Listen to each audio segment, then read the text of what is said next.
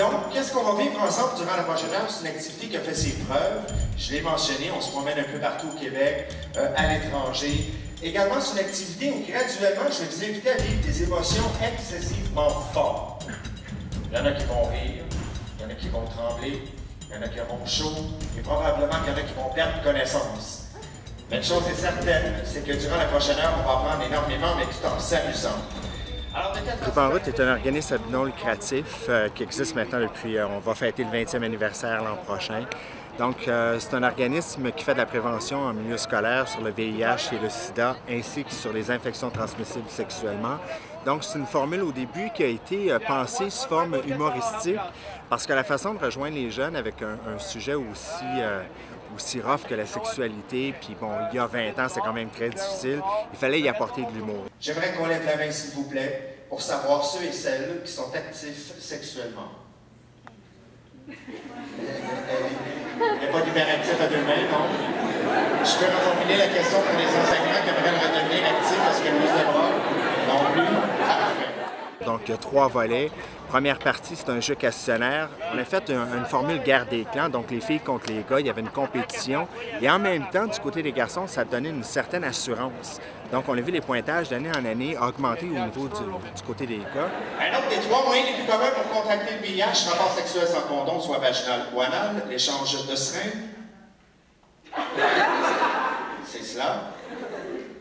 Non. On va se décourager, il reste à peu près un mois pour faire une phrase complète, on va y arriver, je suis convaincu. Deuxième partie, il y a démonstration, mettre en pratique ce qu'on a appris. Donc, tout au long de la présentation de la première partie, c'est sûr qu'on va chercher l'attention, puis on dit aux gens d'écouter, parce que la deuxième partie, on passe au côté pratique. Donc, on met en pratique ce qu'on a appris, on va chercher des gens. Je vous appelle ici à la vente dans le but de former un couple. Je me rends compte actuellement que c'est un couple qui est très éloigné. Je vous demanderais de vous rapprocher quelque peu, pas trop sur un crématoire. Maintenant, faites à semblant qu'il y a quelque chose pour le remplir. On le déroule au complet. C'est ce silence que j'adore. Attention pour faire un slingshot avec. Il y en a qui trouvent que les condoms lubrifiés, cette petite substance qui glissante, puis là, ce qui me fait faire des commandes, c'est qu'on trouve qu'il pue. C'est pas assez sur un condom. Et pour le lubrifier davantage, ce qu'ils vont rajouter, de l'huile à bébé qui est un produit à base d'huile, il y en a qui vont rajouter de la vaseline qui est un produit à base de pétrole. Ce que je vais faire, tu respectes mes règlements, je dépose de l'huile sur le condom, et tout ce que tu auras à faire, le frotter de gauche à droite. Laisse-toi aller.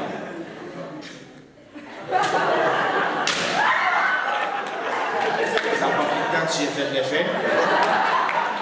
Et le clou de la présentation, ce qui fait, à mon avis, le succès, c'est le témoignage d'une personne qui vit avec le virus et c'est suivi d'une période de questions. Pourquoi je dis le succès, c'est que souvent, les gens vont s'attendre à avoir quelqu'un de très, très malade.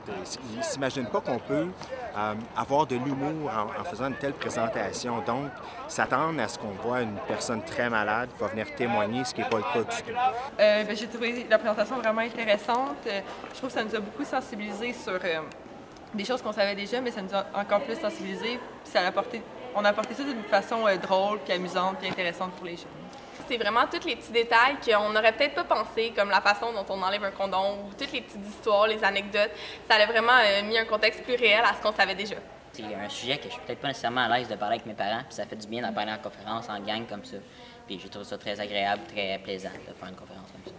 Le sida, j'ai appris plein de choses en fait sur la maladie que je ne savais pas du tout.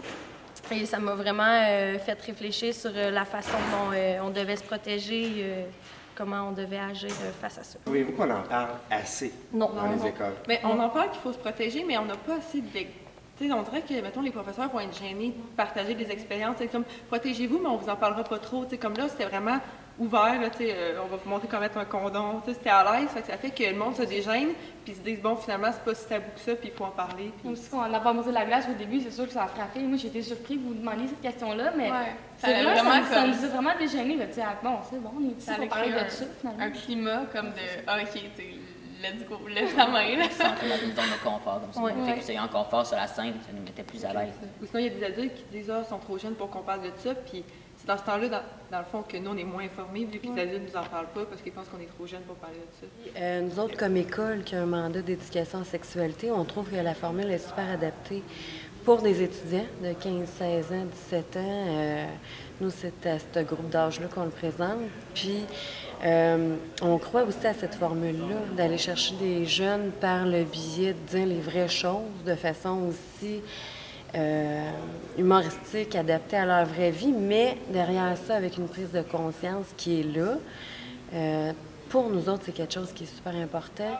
Donc, grosso modo, c'est Ruban en route. Jusqu'à maintenant, il y a plus de 500 000 personnes qui ont été rejointes en 20 ans, puis on a arrêté de compter à 500 000 parce que c'est plus de 80 établissements scolaires par année.